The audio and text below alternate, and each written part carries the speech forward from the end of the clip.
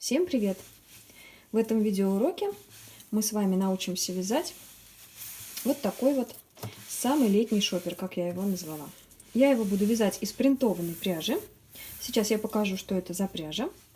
Он получается достаточно большой, объемный. Также его можно использовать как пляжную сумку. Вот посмотрите, какой он большой. Не умещается даже у меня в экран. Давайте начнем вязать. Для ее вязания нам понадобится трикотажная пряжа тонкой линии. Я выбрала для этого пряжу Бейка. Эта пряжа в 2 раза тоньше обычной трикотажной пряжи. Сейчас я достану. Вот посмотрите, такая тоненькая лента получается.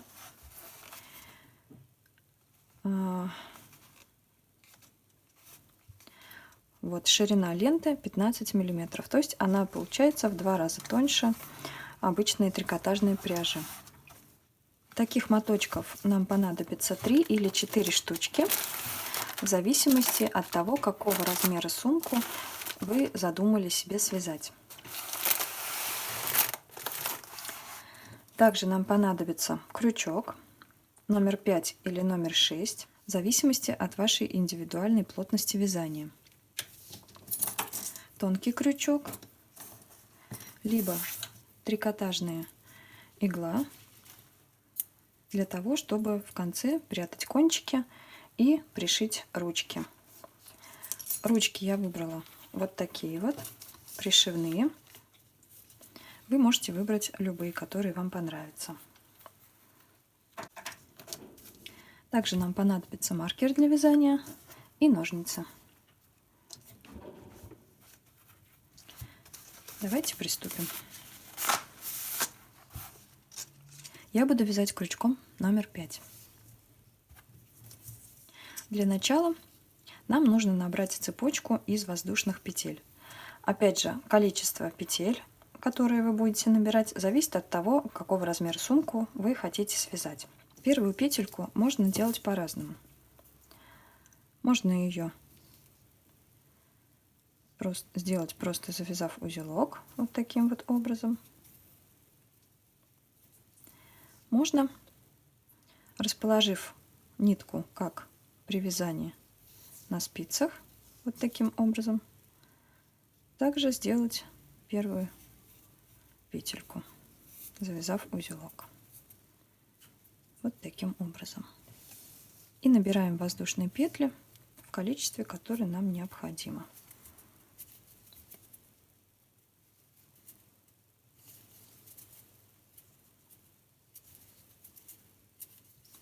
Также эту сумку можно связать и из трикотажной пряжи стандартной толщины, но мне захотелось сделать ее из вот такой тонкой пряжи. Мне очень понравился цветочный принт у пряжи Бейка, и эта сумка отлично смотрится с таким принтом. Казалось бы, простая сумка, но она получается не скучная за счет вот как раз принтованной пряжи.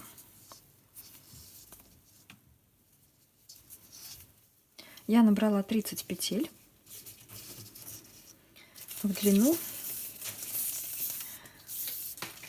Косичка у меня получилась примерно 23-24 сантиметра.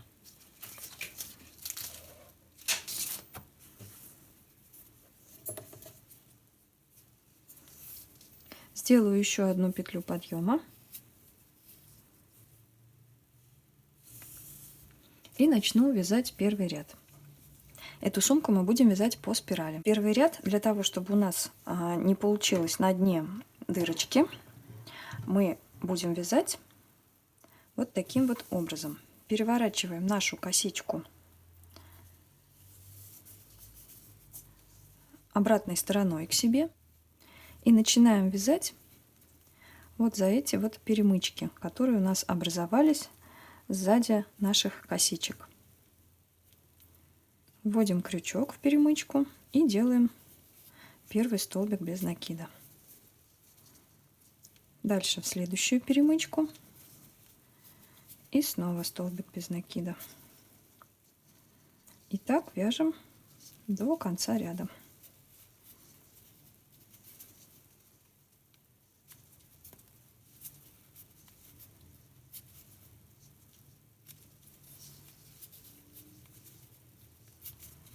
За счет этого у нас будет очень плотный первый ряд, и дырочек видно совсем не будет.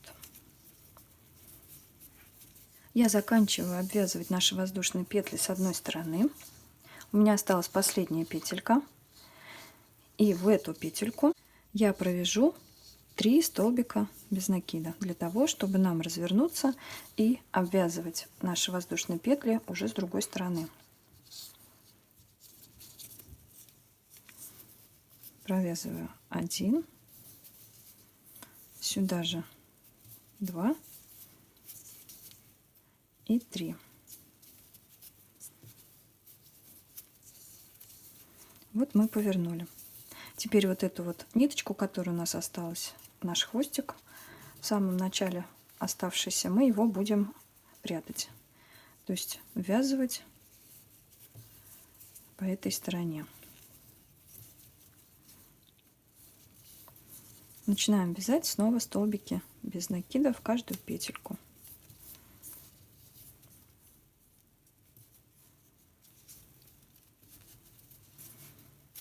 Хвостик у нас лежит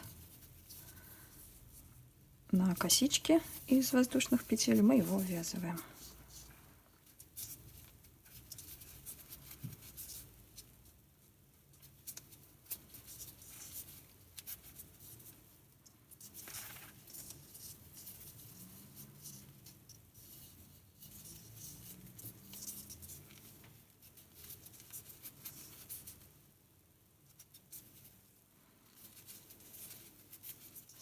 Довязываем до следующего поворота, вот до сюда, и встречаемся. Заканчиваем первый ряд. В самом начале, вот наша первая петелька была. Вот она. Понимаю, что плохо видно, когда принтованная пряжа, но постараюсь вам показать все подробно и поближе. То есть вот здесь у нас была петля подъема, и вот это вот первая наша петля. Мы на нее повесим маркер для того, чтобы ее не потерять. И довязывая наш первый ряд, в последнюю петельку мы провязываем 2 столбика без накида.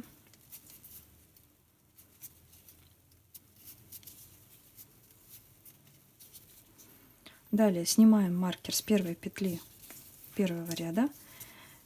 И для того, чтобы снова нам повернуть на эту сторону, мы провязываем в первую петлю предыдущего ряда также 2 столбика без накида.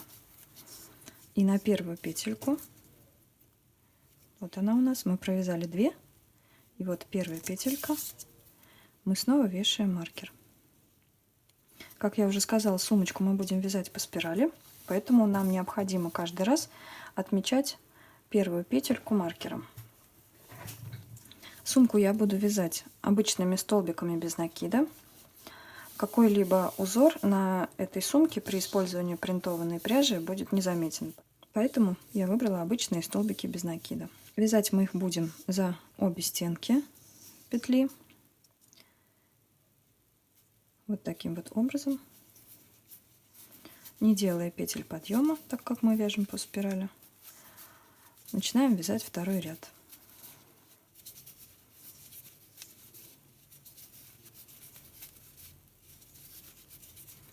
Доходим до поворота и встречаемся. Довязали до поворота, и здесь мы видим нашу последнюю петельку. Последняя петелька, в которую мы провязывали 3 столбика без накида. Теперь в этом втором ряду, для того, чтобы нам повернуть на противоположную сторону, нам каждую из этих 3 петель нужно удвоить. То есть в каждую из них мы провязываем прибавку по 2 столбика без накида. 1, 2, то есть всего у нас их получится 6. 3, 4, 5, 6. Провязали. И я хотела вам показать то, о чем я говорила, когда мы вязали первый ряд. Вот посмотрите. Здесь практически нет никаких дырочек. За счет того, что мы с вами вязали определенным образом первый ряд, у нас получился он очень плотненько. Обычно при вязании первого ряда остаются дырочки, которые потом приходится закрывать косичкой. Мне этот способ не очень нравится, поэтому я вяжу вот таким образом. И никаких дырочек у меня на дне не бывает. Итак, вяжем дальше, продолжаем вязать до следующего поворота. Просто столбики без накида в каждый предыдущий столбик. И встретимся на повороте для того, чтобы начать вязать третий ряд. Дошли до конца и снова смотрим. Вот наши петельки, которые мы удваивали. То есть в одну петлю мы провязывали в конце ряда 2 петли. И в первую петлю предыдущего ряда мы провязывали 2 петли. Удваиваем 2 последние петли в этом ряду и самую первую петельку. 1, 2, следующую 1, 2, снимаем маркер и в первую петлю предыдущего ряда провязываем также 2 столбика без накида. На первую петельку снова вешаем маркер.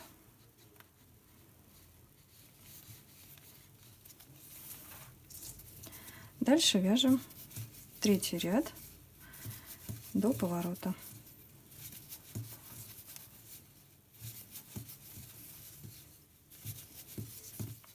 Дошли до поворота, и теперь снова будем делать прибавки. Вот мы видим нашу первую прибавку в предыдущем ряду, и с нее мы и начнем.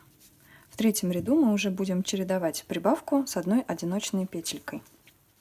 Поэтому начинаем с прибавки, провязываем 2 столбика в 1, дальше делаем 1 столбик, дальше снова 2,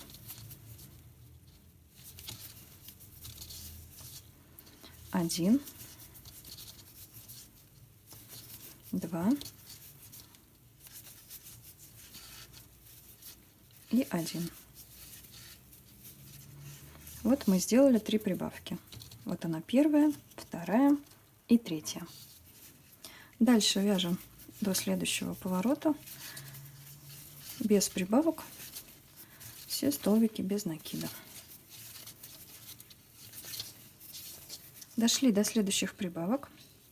Заканчиваем третий ряд. Вот они, наши прибавки. И так же, как здесь, мы начинаем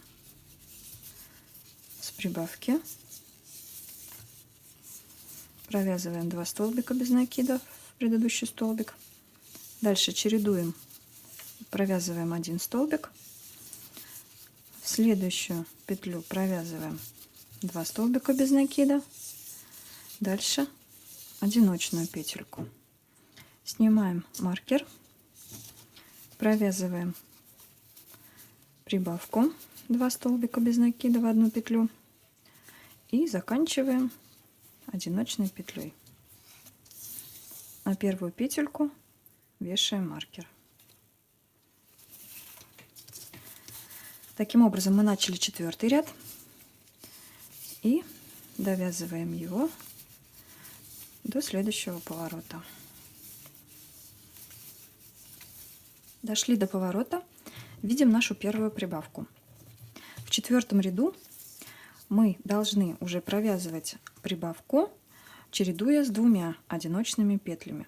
Для того, чтобы у нас получалось ровное закругление, мы будем провязывать наши прибавки в шахматном порядке.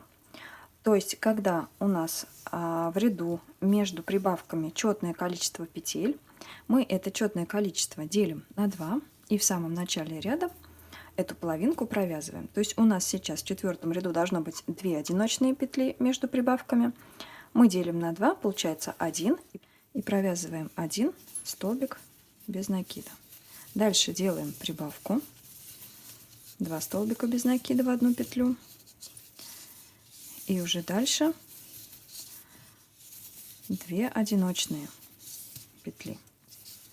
Дальше снова прибавка, 2 одиночные, прибавка, 1 одиночная. Вот мы и закончили наше закругление.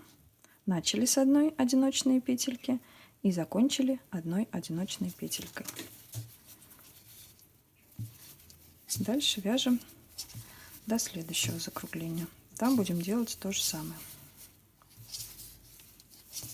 Снова дошли до поворота и делаем то же самое, что и на предыдущем повороте.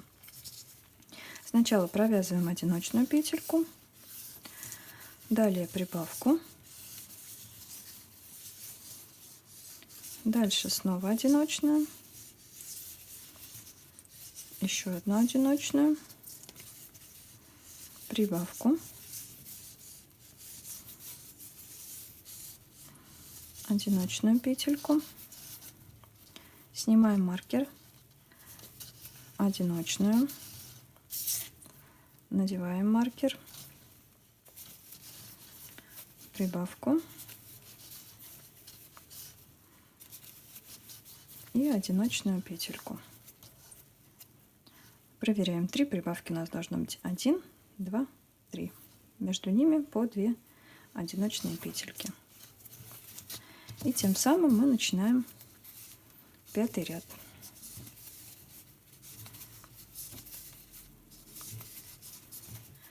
В 5-м ряду у нас должно быть нечетное количество одиночных петель между прибавками, поэтому мы начинаем вязать закругление с прибавки. Ищем наши прибавочки. Вот они. Вот эти вот петельки.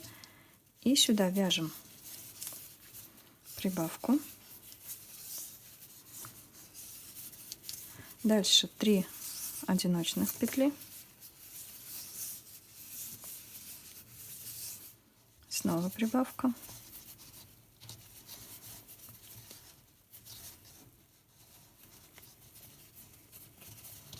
Три одиночных петельки.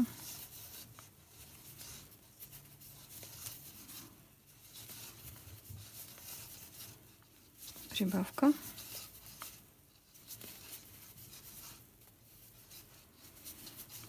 Три одиночные.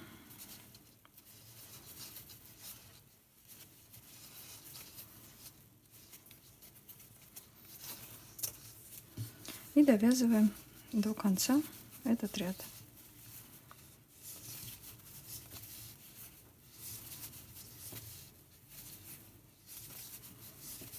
Дошли до закругления. Вяжем сначала прибавку, далее 3 одиночные петли, прибавка, 3 одиночные петли. На этом мы закончили 5-й ряд и закончили вязать дно. Дальше мы, не делая петель подъема, так как мы вяжем по спирали, мы начинаем вязать на нужную высоту сумки просто столбики без накида в каждый предыдущий столбик. То есть стенки мы уже вяжем без прибавок.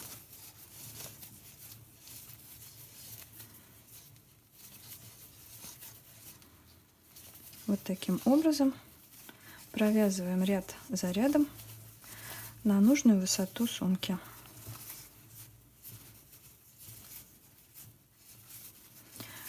Когда закончится моток, я покажу, как можно незаметно соединить два конца трикотажной пряжи. Все, вяжем до окончания моего мотка и встречаемся. Сейчас наши стеночки уже начнут подниматься за счет того, что мы перестали делать прибавки.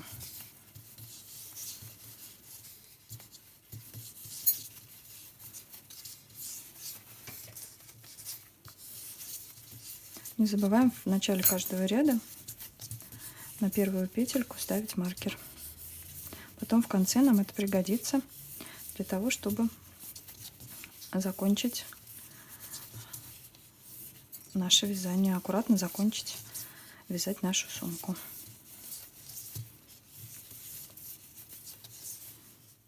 Итак, когда у вас закончился один моток, вам нужно присоединить к нему следующий.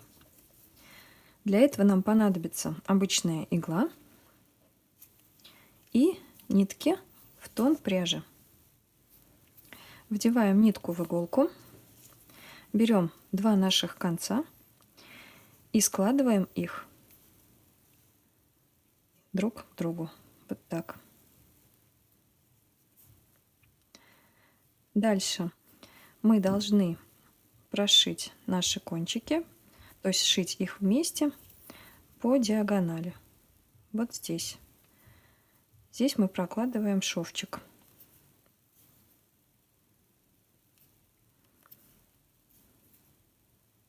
Шьем обычным швом, назад иголка.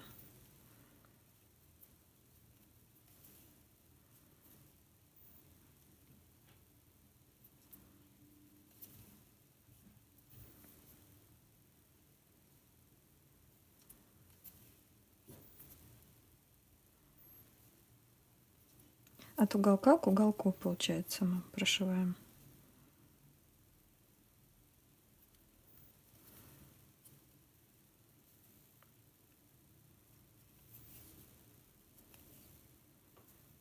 Завязываем узелок.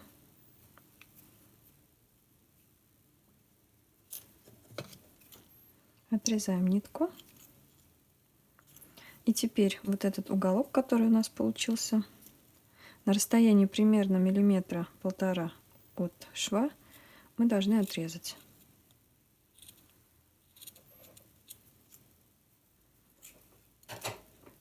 Теперь тянем наши кончики в разные стороны. Здесь можно поправить, чтобы вот этих махрушек не было. Вот у нас получается практически незаметный шов. Такое соединение, я считаю, самое экономное и самое крепкое. А на принтованной пряже вообще ничего не видно. Все, можем продолжать вязать дальше. После дна я провязала еще 45 рядов. Складываю сумочку и вижу, что начало нашего ряда сместилось. Я буду заканчивать вязание сбоку, вот здесь. Здесь будет небольшой перепад высоты. И для того, чтобы он был менее заметен, я его сделаю вот сбоку. Просто довязываю этот ряд, последний.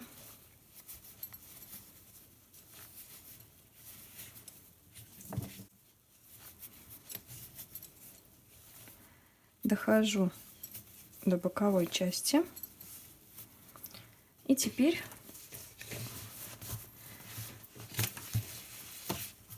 буду заканчивать. Для того, чтобы нам перепад высоты немножко сгладить, мы в конце провяжем 2 соединительных столбика. 1 и 2.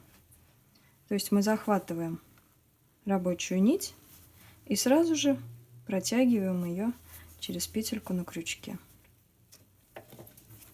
Эту ниточку отрезаем, вытягиваем ее И здесь сейчас красиво закончим ряд.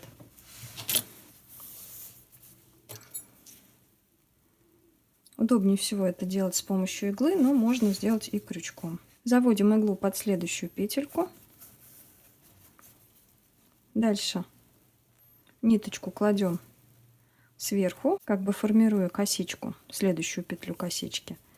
И сюда вводим иглу в серединку нашей предыдущей петельки. Вот у нас получается как бы продолжение нашей косички. Все аккуратненько. Эту ниточку прячем.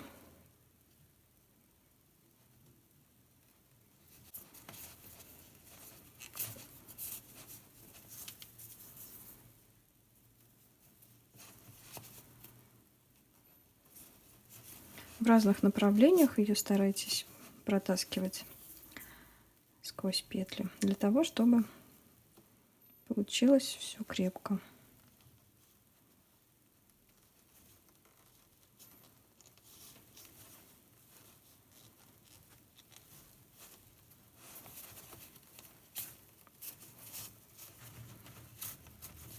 Достаточно. Отрезаем ниточку.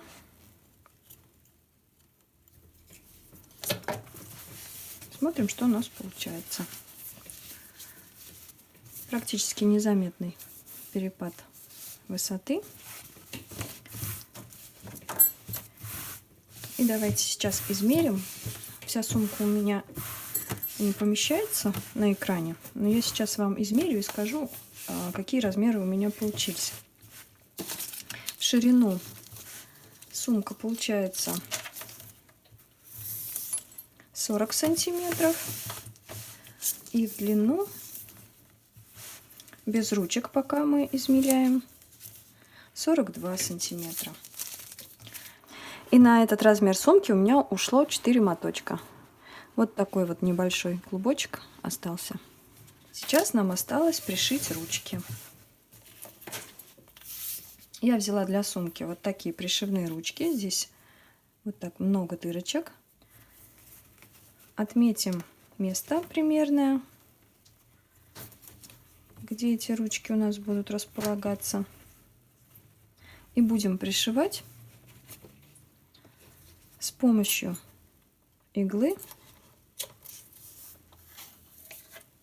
Вот такая вот у меня есть игла. И той же пряжи, из которой мы вязали всю сумку. Отрежем небольшой кусочек пряжи, где-то сантиметров 50, наверное. Втянем в иглу.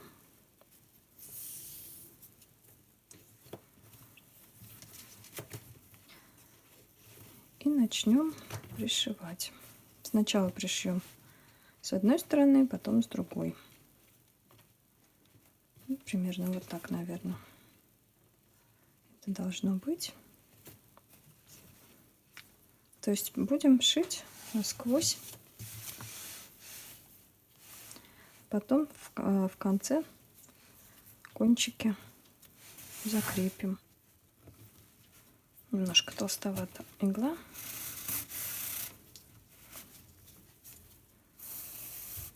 Оставим пока хвостик, потом его можно будет закрепить.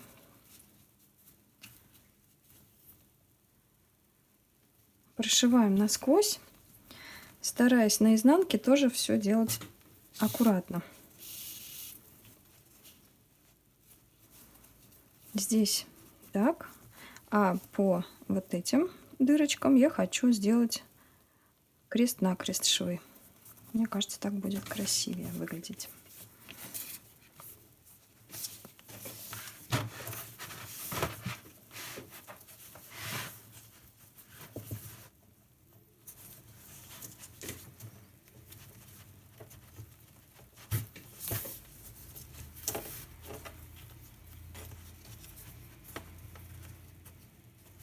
Вышли здесь, теперь вот в это отверстие.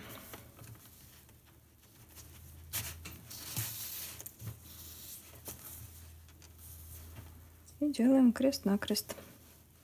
Выходим теперь иголочкой вот сюда, вот в эту дырочку.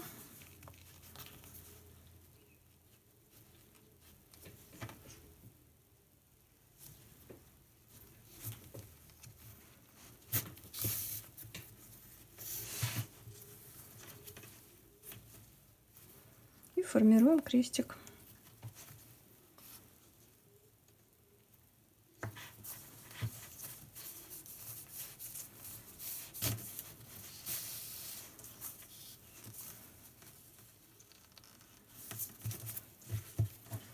Следите, чтобы ручка у вас располагалась ровно на полотне.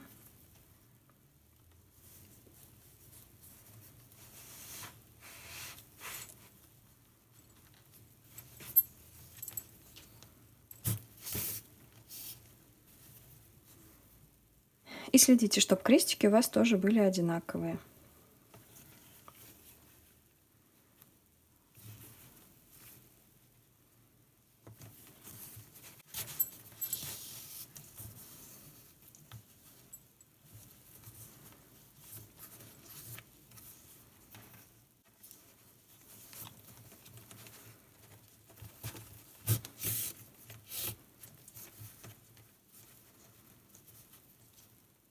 Ну, я думаю, дальше все понятно. Аналогичным образом пришиваем обе ручки. В самом конце хвостики можно либо заправить на изнанке сумки, либо для того, чтобы было покрепче, пришить нитками в тон пряжи. Давайте пришьем обе ручки и встретимся. Итак, я пришила обе ручки. Вот так вот красиво получилось. И моя сумочка на этом готова. Шопер получился достаточно большой, объемный. Размеры я уже говорила, это 40 на 42 сантиметра. И вот этот вот летний принт очень красиво и необычно смотрится. На этом мой видеоурок окончен. До новых встреч!